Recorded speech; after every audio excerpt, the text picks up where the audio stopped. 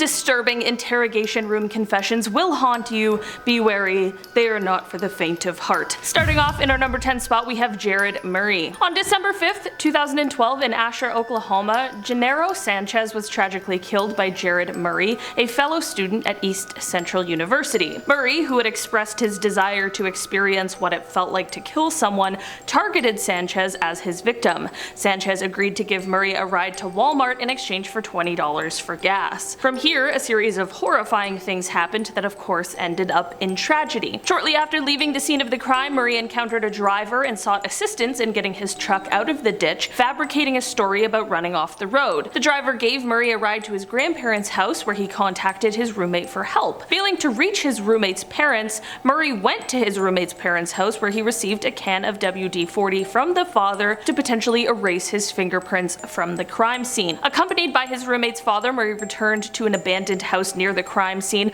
with the intention of heading towards the victim's truck. However, a cough alerted him to the presence of someone who resembled the man who had given him a ride earlier. Unbeknownst to Murray, this man had discovered Sanchez's body and promptly contacted the police to report it. Realizing the situation had changed, Murray altered his plans and walked eastward, attempting to hitchhike to Canada. Mistaking a county sheriff department vehicle for a non-police vehicle, Murray flagged it down. Under Sheriff Travis Palmer apprehended him, and Murray immediately confessed to the crime. From here, of course, a subsequent interrogation took place, which was recorded. The video of this interrogation shows him confessing and telling the details of the crime, but what is so exceptionally chilling about it is that he talks about it like it was nothing. Not really any emotion, just coldly explaining it like it's just facts. Subsequently, he was later found not guilty by reason of insanity, which in itself is kind of insane. In our number 9 spot today, we have Daniel Wozniak. In 2010, Daniel Patrick Wozniak had his wedding and honeymoon coming up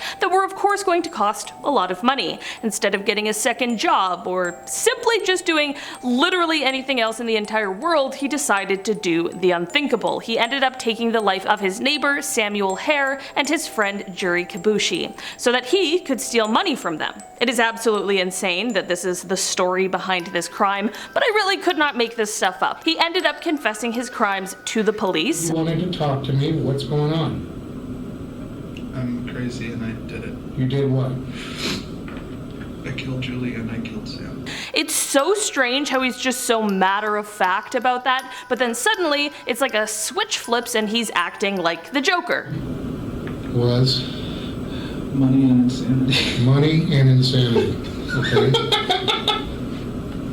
He's got like this absolutely chilling laugh. Daniel ended up being apprehended by US Marshals at his bachelor party 2 days before his wedding. The trial was very long, but in 2016 he was found guilty and ended up being sentenced to death. In our number 8 spot today, we have Chris Watts. Chris Watts is an infamous criminal who gained significant media attention for the killing of his family, including his wife Shanann Watts. The case unfolded in August 2018 in Frederick, Colorado. During the initial stages of the investigation, Chris Watts maintained his innocence and pleaded for the safe return of his family. However, as the evidence began to mount against him, he eventually confessed to the crimes during an interrogation with law enforcement. On August 15, 2018, after failing a polygraph test, Chris Watts was brought in for questioning by investigators from the Frederick Police Department and the Colorado Bureau of Investigation. During the early portion of the interrogation, Watts continued to deny any involvement in the disappearance of his family. However, as the pressure intensified and he was faced with mounting evidence against him, and after a visit from his father, Chris Watts eventually confessed. In a moment of chilling admission, Watts revealed horrifying details of how he committed the crimes,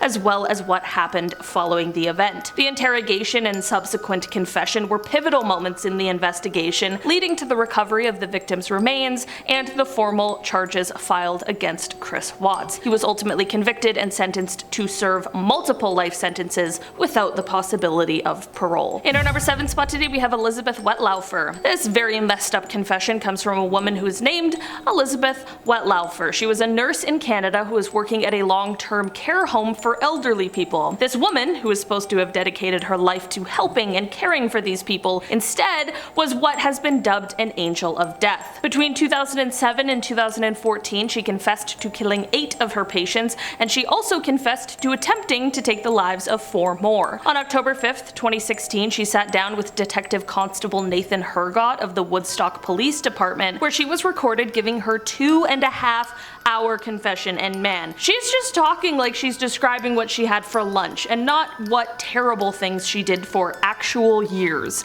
I took something from you that was precious and it was taken too soon. I honestly believed at the time that God wanted me to do it, but I know now that's not true.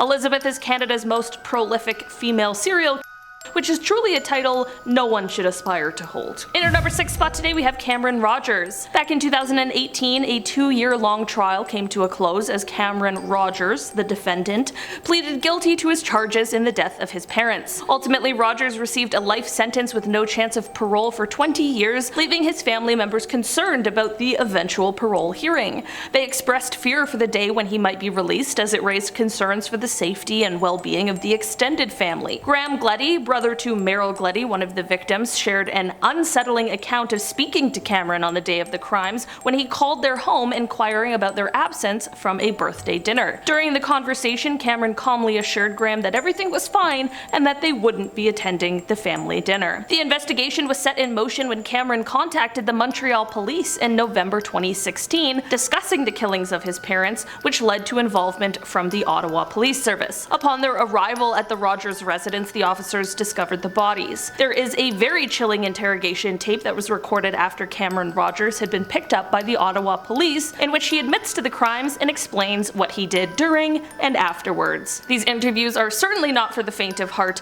They are very disturbing and totally terrifying. In our number 5 spot today, we have Anthony Tott. Anthony Tott is a convicted criminal who gained significant media attention for the killing of his family, which happened in January 2020 in Celebration, Florida. On January 13th, 2020, after a concerned family member contacted authorities regarding the family's well-being, deputies from the Ocella County Sheriff's Office arrived at the Tott family's home to conduct a welfare check. Inside the residence, they discovered the horrors of what had occurred. Anthony was initially taken into custody on charges related to healthcare fraud, as he had been operating an unauthorized physical therapy clinic. However, as the investigation progressed, detectives from the Sheriff's Office conducted an interrogation to gather further information. During this interrogation, Anthony confessed to the crimes and gave disgusting details relating to each one. Subsequently, he was charged with multiple counts pertaining to these crimes, along with other related charges. He later pleaded guilty to the charges as part of a plea agreement to avoid the death penalty. The confession during the interrogation played a very crucial role in building the case against him